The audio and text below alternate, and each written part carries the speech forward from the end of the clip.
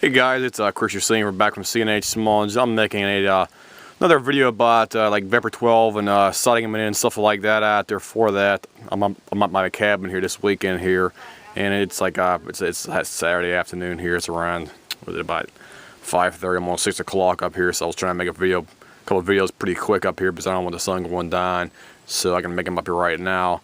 And this is what your VEPR should be doing accuracy wise. Basically, I got a 9-inch, about 9-10 inch pie plate right here, and I'm basically shooting wolf powered slugs up here, and I'm shooting at a distance of probably about 40-45 yards before basically standing up in your typical position. You'd be like shooting your AK and stuff like that out there for that. And as long as you got these things dialed in, they'll be pretty accurate right out of the box. If it's not already basically accurized out of the factory, more than likely it'll be shooting a little bit to the left or a little bit to the right, or it might be shooting higher, it might be shooting low. My gun was originally shooting a bit low. Basically, I was up in my range up here in McKeesport Sportsman Association. I was actually in the pillbox, as they call it. It's a concrete looking like bunker style box up there, and I was shooting at the 50 yards up there, and it was basically shooting about maybe 1 to 2 inches low. And basically at a distance right now where it's at right now, it's about 35-40 yards. About, I don't know the exact because I never really mentioned it. It's almost dead bullseye right on the target area. So basically this gun is very accurate if you're shooting at close distances. It's between 25 and 50 yards out there for that. As long as you got good ammunition and stuff like that, you got good ammunition, the gun's clean, the gas system's clean, you don't have any problems with the puck or anything else like that. I basically just put, I was also testing my new puck in there because I swapped out the old one and put in a new CSS stainless steel puck on it. It's there, one they had on their website, and I stuck it in there, and it seems to make the gun cycle a little bit better. I'd say maybe about 5 or 10%, but the gun wasn't having any cycling problems originally. It just they have the puck from CSS. It's the outer diameter, the OD as they call it, is slightly bigger, probably a few thousandths of an inch bigger, so it'll actually hold the gas pressure back more rather than letting it blow by throughout your gas block up here for that. So basically, if you got a puck that's slightly bigger on the OD out here, it'll provide a better sealing of your gas chamber up here, because your gas chamber is right here. All the gas comes out of the barrel, goes up here, and your puck is directly right here basically, and it goes back all the way back here, and it hits on your piston on your bolt carrier, and that's what cycles your gun here for that. And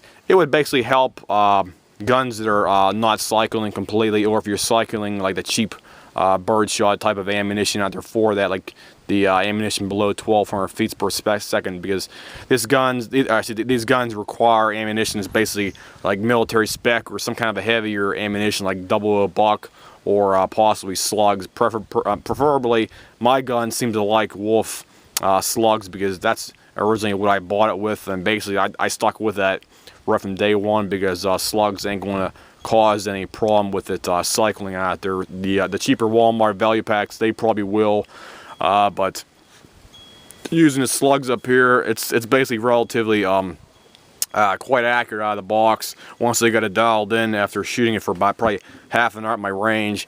And I'll even show you what I got on mine basically dialed in. This rifle is basically the opposite of what my other one is. My other VEPR 12, it's the actual rear windage is slightly over to the left as opposed to this one right here. This one's over to the right. So I'll show you what this thing looks like right here.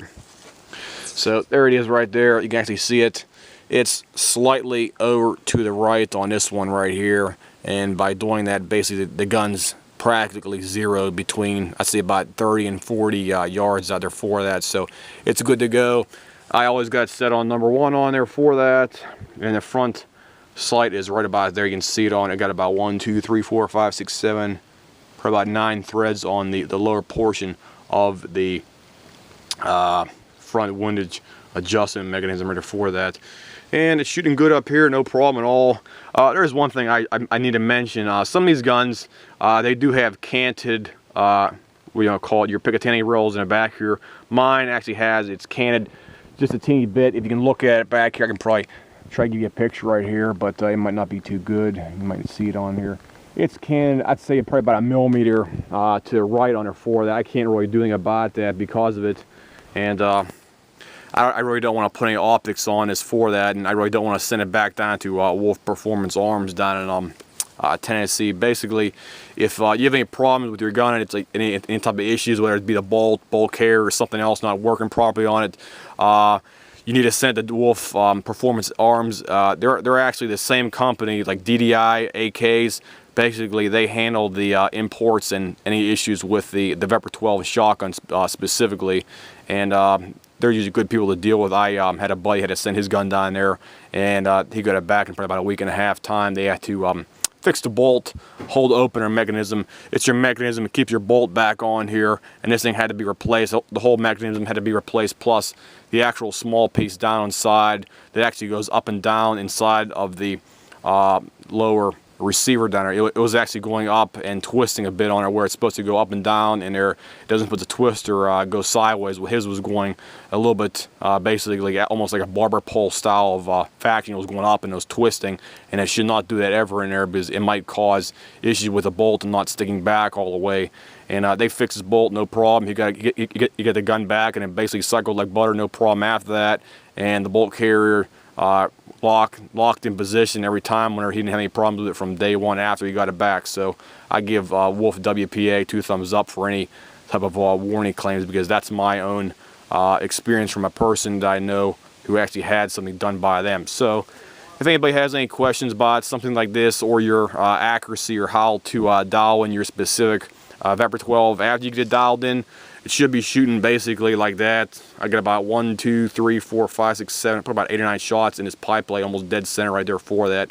Remember, I'm basically shooting this holding the gun standing up right there for that, and your accuracy won't always be as good as basically shooting it from like a sandbag rest position in there for that. So that's what your gun should be shooting at after you get it dialed in. And remember that your rear sights on here are adjustable. Your windage is adjustable on here. So basically, if you're shooting a bit to the left, just move this dial to the right, so it'll basically bring it over to the right. It's the opposite way of your front sight on here, where your front sight is, if you push it over to the left, it brings your point of impact to the right. So just remember that, and you should be good. You should be basically set, and shouldn't have any problems after that position. So if anybody has any questions, comments, whatnot about something like that, give me or leave me a message here on my page, and I'll try to answer any questions you guys have. Thanks.